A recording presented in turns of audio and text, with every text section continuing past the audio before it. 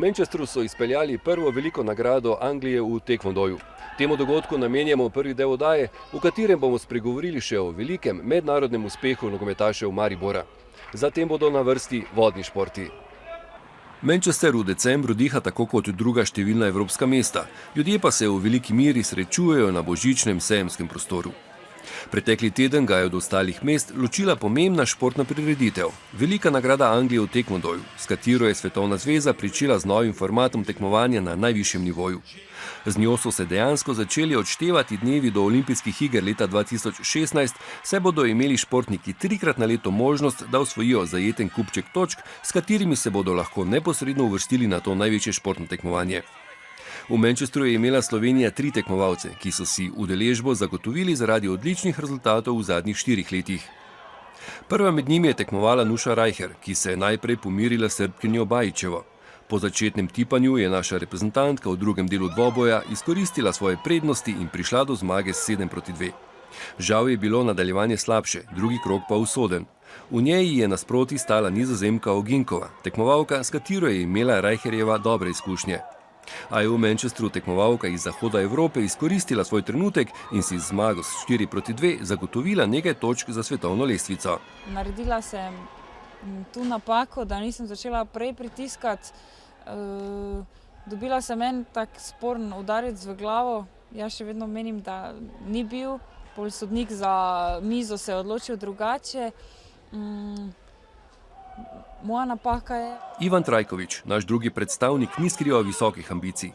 Bistričan je turnir pričakal v primirni formi in svojo suverenost kronal z rutinsko zmago v prvem krogu, ko je z 9-3 ugnal Afričana Zokuja. Da je potrebno vsako borbo oddelati na najvišjem osebnem nivoju, saj je konkurenca zelo izenačena, je Trajkovič spoznal v naslednjem dvoboju, ko ga je presenetil nekoliko višji Nemec Vožih. V tretji rundi je Folker ubranil prednost in zmagal s 7-4. Če bi se sezona zaključila zdaj z lepim številom točk, bi bilo seveda dosti boljše, ampak vseeno mislim, da je bila sezona dobra in je treba zdaj vzeti malo pauze, pa potem za novo sezono spet dalje. Da bo na tovrstnih tekmovanjih zelo težko osvajati točke, je po svojem nastopu ugotovila tudi Franka Anić. Čeprav je zelo dobro poznala svojo hrvaško nasprotnico, jo je Matijašićeva presenetila in ji po vodstvu 2 točk ni dovolila, da bi se ji približala. Jučer danas smo vidjeli puno borba kad su prvi i drugi nosilci ispadali i mislim da je to biti među prvih 30 u svijetu je doslovno to da svakog može pobijediti. Samo je ovisno o danu i o spremnosti i o tim nijansama malim koje odlučuju. Med tistimi, ki so imeli v Manchesteru največ razlogov za zadovoljstvo, so bili člani angleške reprezentance. Čeprav zveza vanje vlaga veliko denarja, se na prejšnjih tekmovanjih niso izkazali, saj so dejansko dosegali manj, kot so bili sposobni. Tudi zato se je zveza odločila, da organizira veliko nagrado, ki jo je stala vrtoglavih 400.000 funtov. Tekmovalci pa so ji vrnili z 2 zlatima in srebrno medaljo. I think the Grand Prix series has this chance to up the grade, the standard of taekwondo competitions across the world. It's better for the athletes to be involved in this level of quality of competition because sometimes you normally go to a competition where there's thousands of applicants. This gives that chance to have real quality in one place. It's great for the spectators, great for the sponsors and great for the TV. Da je organizacija tekmovanj na domačih tleh velikokrat tisti dejavnik, ki odloča o zmagovalcih, saj so domači tekmovalci dodatno motivirani, so pokazale tako zadnje olimpijske igre, kot svetovno prvenstvo, kot velika nagrada. Žal je bil obisk zadnjega veledogodka strani občinstva precej slabši, kot bi pričakovali. Prav tako so se organizatorji ušteli pri blazinah. Tekmovalci so se borili na povsem novih, na njih pa jim je drselo. Zato na primer naš Trajkovič ni uspel izkoristiti svoje dominance v hitrosti gibanja. Drugač, sama organizacija kot organizacija bi lahko bila boljša. No. Moram reči, da svetovnega prvenstva v Meksiku še zdaleč niso prekosili, pa tudi vprašanje, kdo ga bo. Za najboljšo borbo turnirja bi lahko razglasili polfinalno v kategoriji do 80 kg. V njej je Rus Gaun izločil Angleža Cooka in preprečil domači finale in odgovor na vprašanje, kdo je najboljši Anglež v tej kategoriji. V odprtem dvoboju, polnem preobratov, z visoko dinamiko, sta oba dosegala točke in poskrbela za napeto končnico. V njej se mladi Rus ni predal in zato povsem zasluženo napredoval v finale, ki ga je sicer izgubil, a je prišel do pomembnih točk, s katerimi si bo lažje zagotovil nastop na olimpijskih igrah v Rio de Janeiro.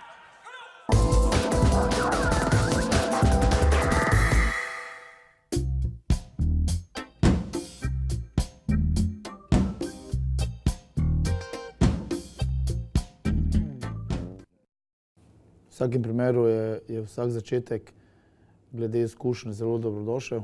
Tudi moje začetno delo je bilo z najmlajšimi. Pomeni, da sem šel v nekem procesu trenaže od spodaj navzgor. Enostavno delo, ki sem ga preživel, oziroma čas, ki sem ga preživel z Pavlom Pinjem v Celju, je bil zelo dobrodošel. Je bil, bom rekel, prvi stik z profesionalnim članskim moštvom v slovenski ligi. Nadaljevanje je sledilo v Mariboru.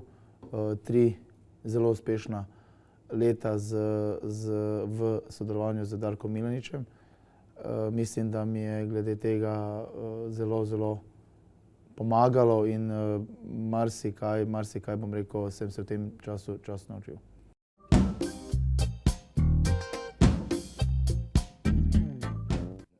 Ja, v vsakem primeru so igralci ta počitek si zaslužili, so ga pričakovali. Vsi skupaj smo malo, bom rekel, izpregli, ampak smo usmerili misli v drugo smer, v priprave. Jaz in moji sodelavci v pripravljalni del, v logistiko priprav in tako naprej, da se čim bolj optimalno pripravimo na naslednje tekme, ki nas čakajo. Športni direktor pa v kadrovanje, pomeni kako in kaj, je pa vse seveda v dogovoru in ko bo čas za to, bo prišla tudi ta informacija.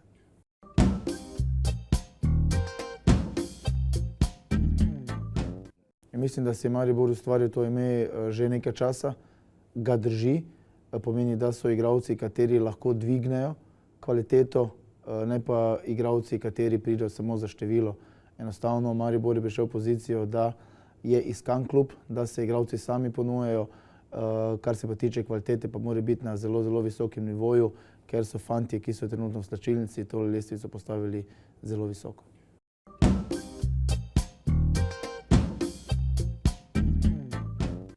Mislim, da mi je prva samostojna tekma ostala v spominu, ko sem vodil Muro proti Domžalam. Drugi mejnik je bil obstanek, tudi teoretični, za Muro, ko so nas vsi odpisali, da ne moremo obstati, je bil drugi mejnik z teoretično neodločenim rezultatom z Nafto v Lendavi. In tretji je normalno prva samostojna tekma proti Viganu za NK Maribor. In četrti, bom rekel, nekako po vrsti sem šel, je pa tale seveda nadaljevanje evropske sezone Maribora preko spomladi.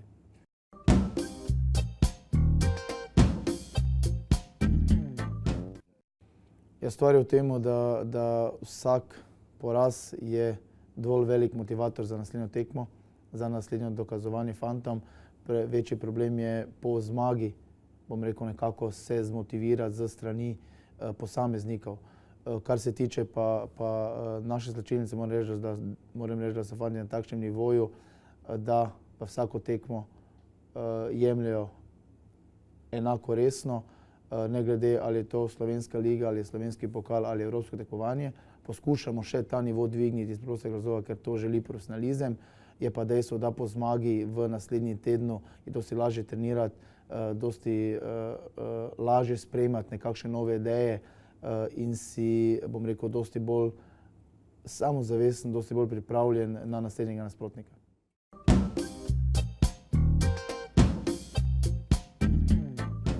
Ja, prebijal se lahko samo z delom, z karakterjem, z voljo, z ambicioznostjo.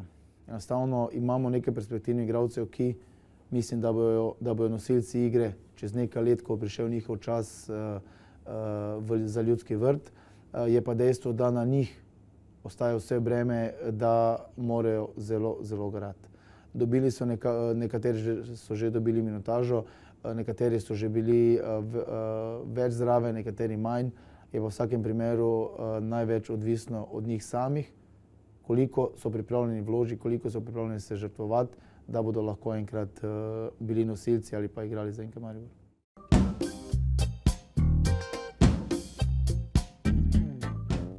To sem že okusil kot igralec, to sem že vedel kot trener, ko sem postal trener.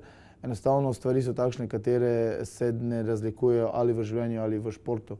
Enostavno, ko je uspeh ali v življenju ali v športu, je vse v redu, ko je neuspeh, se hitro uspehi pozabijo.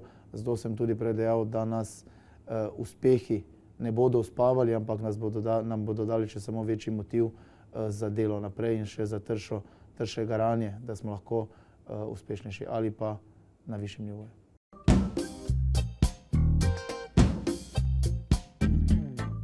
V takem primeru je razlika, ker če teoretično bi mi mogli vse tekme zmagati, ne? Glede na postavitev, glede na pripravo, glede na delo, ki ga opravimo. Ampak v praksi ni tako. Enostavno nasprotnik odgovori drugače, se postavi drugače, ima kvaliteto več. Pomeni, pri nas sama težava v porazih ni bila ta, da smo izgubili zaradi slabe igre ali zaradi boljše igre nasprotnika. Enostavno mislim, da je pri nas botroval predvsem v tem jesenskem delu, ko sem jaz bil zraven, k neuspehu ali pa k porazu, predvsem dekoncentracija in pomanjkanje sreče v določenih trenutkih. Smo pa vedeli, da igramo dobro, smo pa vedeli, da fantje dobro trenirajo, da si ustvarjajo priložnosti, ampak če se ti zgodi situacija, da ti nasprotnik, bom rekel, iz 5-6 strelov zabije 3 gole, enostavno je proti temu zelo, zelo težko odgovoriti. Na eni tekmi se vrneš, na drugi tekmi se ne vrneš. Enostavno dobra stvar v temu je, da se iz porazov naučiš nekaj, ker tudi v porazih so dobre stvari, tako kot se iz zmag naučiš nekaj, ker tudi v zmagah ni vse rožnato, ni vse idealno. In če si tukaj narediš korak naprej, mislim, da je potem dosti lažje napredovati in iti v naslednje tekme z večjim samozaupanjem.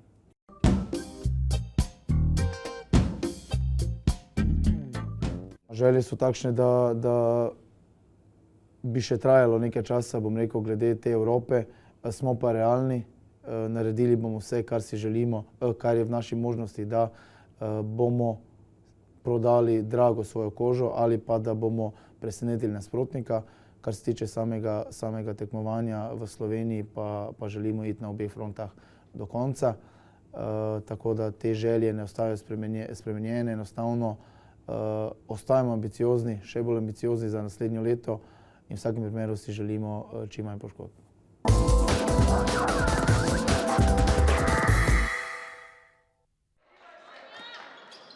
Ženski rokometni klub Branik, ki je pred 2 desetletjema igral pomembno vlogo v slovenskem prostoru in je veljal za eno boljših ekip pri nas, je po finančnih težavah razpustil ekipo. Po nekaj letih nedelovanja so začeli na novo graditi selekcije. Do danes so se uspeli stabilizirati in sestaviti takšno člansko ekipo, ki je trenutno v prvi B ligi na 2. mestu in ima velike možnosti, da se kmalu vrne med prvoligašinje. Trenutno bi rekel, da smo zadovoljni situacijo, predvsem situacijo na igralskem področju, ker smo v letošnji sezoni zelo uspešni od mlajših selekcij do članske ekipe, kjer smo skoraj v vseh kategorijah v zgornjih oziroma na vrhu tabel. Kot kažejo rezultati v tem delu sezone, je Branik druga ekipa v prvi B ligi. Pred sezono se je v klub vrnilo nekaj starejših igralk, kar je omogočilo nekoliko mirnejše odvijanje sezone. Najmanjša zmaga je bila z 4 goli prednosti, ne? Tako da je šlo gladko, koliko toliko, ne? Sicer so bile 2-3 tekme težke, ne? Tako da, ampak ni bilo nekih problemov, ne? Tako da smo tu nekje za med prve 3, ne? Če se menim pred koncem sezone. Večji del ekipe se z rokometom ukvarja 4-5 let. Da v klubu dobro delajo, kažejo rezultati. Tako so bile kadetinje že 2-krat tretje v Sloveniji. Branik ima v tej kategoriji 2 reprezentantki, Tjaši, Trobas in Stanko. Slednja je prva strelka članske ekipe in druga med vsemi igralkami, ki nastopajo v prvi B ligi. Mislim, da letos kar dobro igram. Moram še malo napredovati v obrambi, drugače pa vse kaže napredek. V tej sezoni so Branikovke prišle daleč v pokalnem tekmovanju. V zadnji tekmi pred uvrstitvijo na finalni turnir jih je v četrtfinalu po izenačenem prvem delu premagal Žalec. 4 igralke, 5 se je vrnilo starejših, tako da njihova izkušenost nam pomaga, mlajše so tudi dozorele, kadetinje so bile lansko leto 3, tako da letos imajo več izkušenj, v isti ligi se še naprej kalijo, tako da izkušnje, to je glavno, zato smo mogoče boljše letos tudi. Če bo šlo tako naprej, potem ima mariborski Beligaš precej možnosti, da si že v tej sezoni zagotovi napredovanje v prvo A ligo. V njej bi lahko morda nastopal že po tej sezoni, a je vprašanje, če bi bilo to smiselno. Manjka je predvsem kilometrine, izkušenj. Tu je mladost je tista, ki mislim, da še ni pripravljena stopiti nasproti tej ligi. Kljub temu, da, kot pravim, smo zelo povezane, kot smo pokazali tudi v tekmi z Žalcem, smo bili zelo blizu. Mislim, da bi nam še kako leto skupnega dela prav prišlo, preden stopimo v to prvo ligo. No. Ramšakova je najbolj znana Branikova igralka. V njem je pričela z igranjem rokometa. Vanj se je vrnila leta 2007, ko je bila s 111 zadetki prva strelka ekipe. Sedaj je njen cilj, da mlajšim puncam pomaga pri igralskem napredku. Ob rezultatu, ki je ključen za napredovanje v prvo A ligo, bodo imele finance pomemben delež pri odločitvi o napredovanju. V Braniku ne bodo za vsako ceno rinili med najboljše slovenske ekipe. Zavedajo se, da bi še ena sezona v sedanjem okolju mladim igralkam omogočila nadaljnji napredek, ki bi jim pomagal, da bi se čez leto lažje prilagodile na močnejše nasprotnice.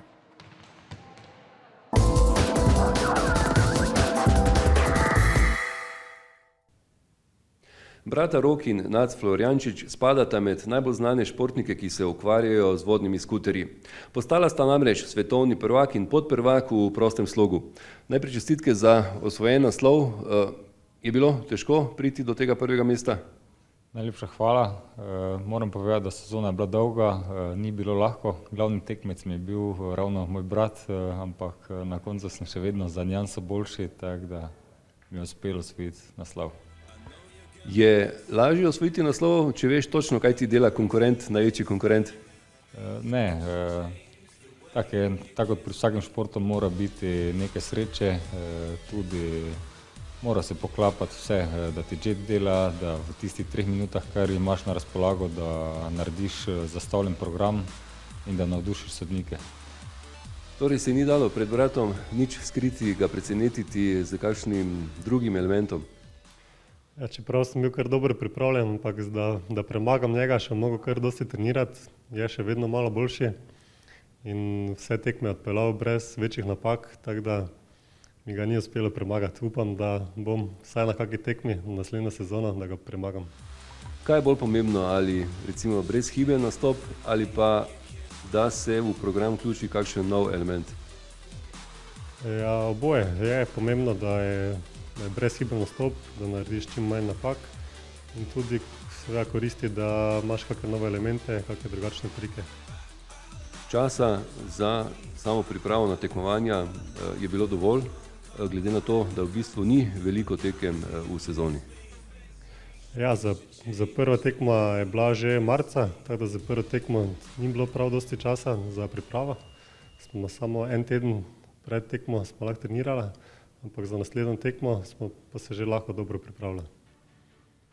Prizorišča, na katerih izvajajo te tekme, so razdeljena pravzaprav po celem svetu, Evropi, v glavnem pa potem tisti azijski del oziroma v arabskem svetu. Letos smo začeli sezono z prvo tekmo na Kitajskem, v Sanja Hainan, potem druga tekma je bila v Evropi, tretja ponovno na Kitajskem, četrto smo imela v Kataru in zadnjo tekmo finale je bil v Abu Dhabiju. Za naslednjo sezono se govori, da bo več tekem v Evropi in tudi želijo narediti celo več tekem, tako da začnemo sezono, to je že potrjeno v Katarju v mesecu marcu, potem v Italiji, dalje pa še bomo videli. Mislim, da bo finale ponovno v Abu Dhabiju, vmes pa še Kitajska, mogoče Ibiza. Taki so plani za naslednjo sezono. Verjetno vam breme favorita nekako odgovarja, glede na to, da ste v tej sezoni dobili vse dirke.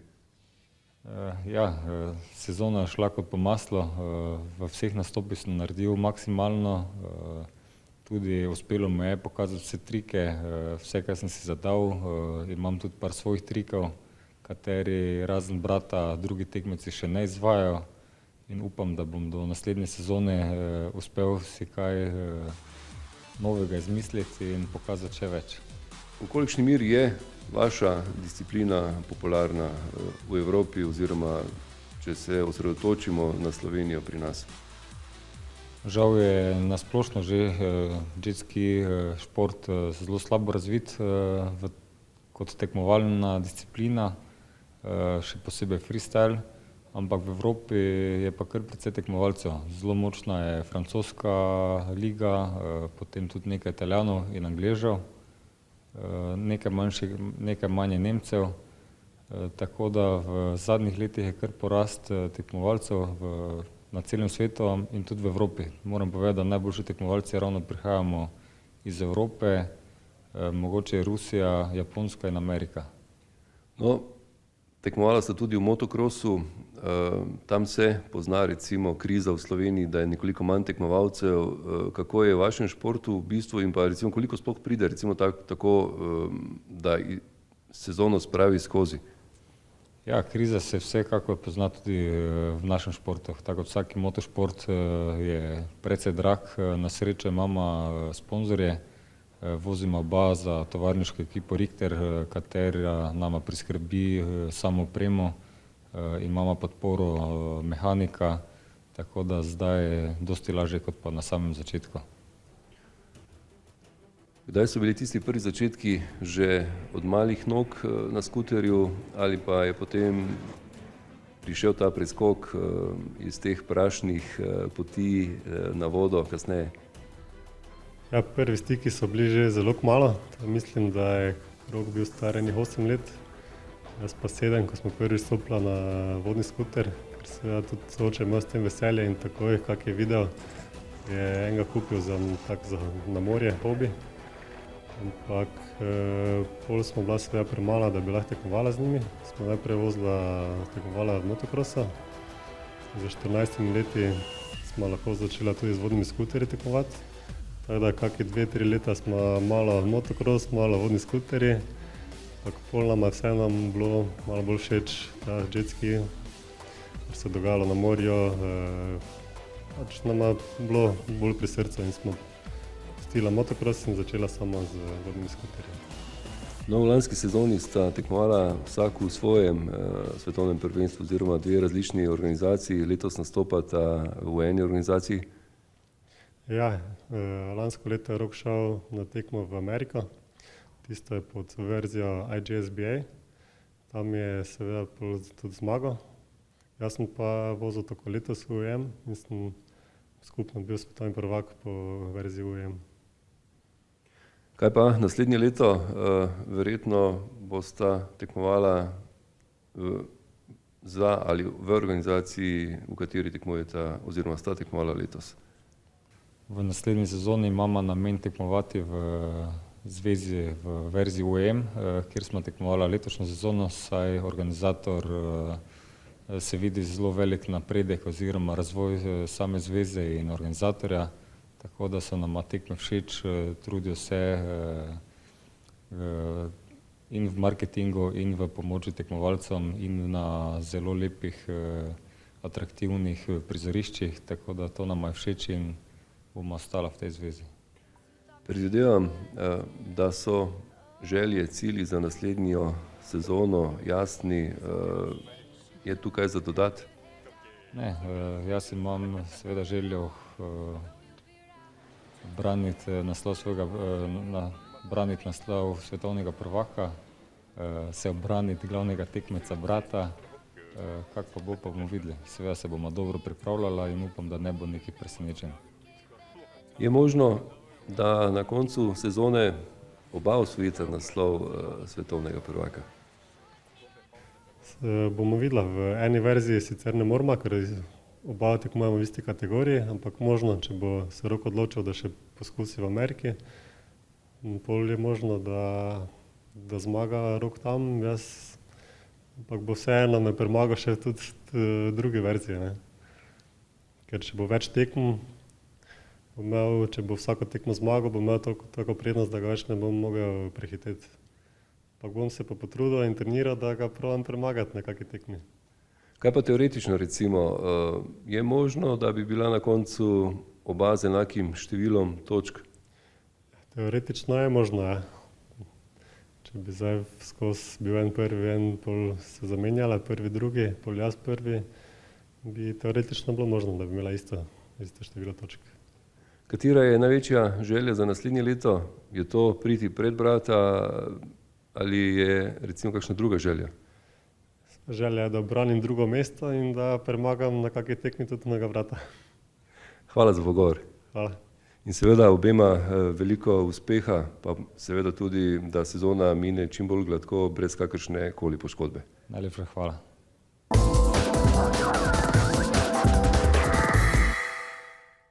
Za leto se poslavljamo s podvodnimi posnetki, ki so nastali na mednarodnem tekmovanju v potapljanju Navdih, ki je bilo v Mariboru. Za konec vam želim srečno, veselo in zdravja polno leto 2014. Nasvidenje. Thank you.